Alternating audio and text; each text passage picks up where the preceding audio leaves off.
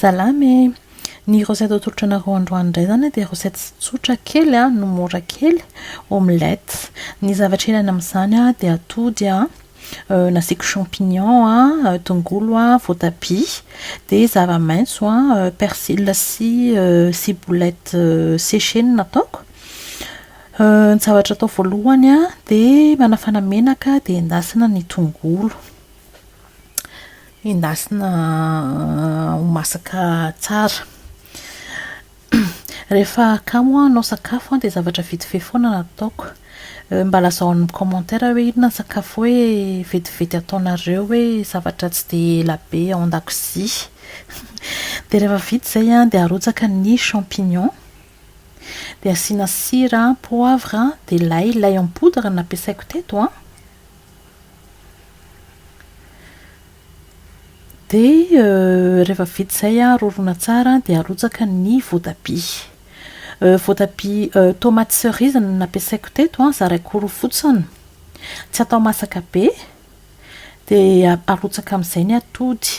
Rehefa manao an'ilay atody rehefa mamasaka an'ilay atody dia tsy atao afo mahery be fa atao malefaka. Dia saromana. Rehefa avy asianareo an'ilay persil sy ciboulette dia saromana ny vilany. Dia atao feu doux mihitsy ny afo dia avela masaka.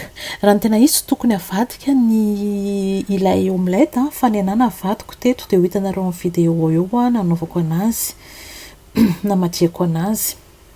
Jerena matetika fotsiny sao dia maina eo ambany masaka ve ny aty ambony fa tokony tsy ho may mihitsy io raha feu doux nanaovanareo anazy. Dia ho hitanareo amin'ny vidéo ny fomba namadihako an'ilay atody.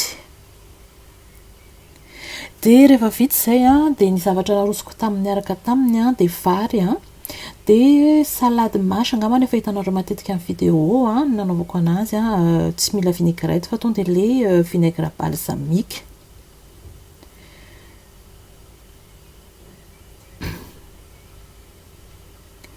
Dia izay no nahandrontsika androany zavatra mora kely no mora atao dia aza adino ny commenter hoe inona ny zavatra fataonareo zavatra vetivetika ohatran'izao.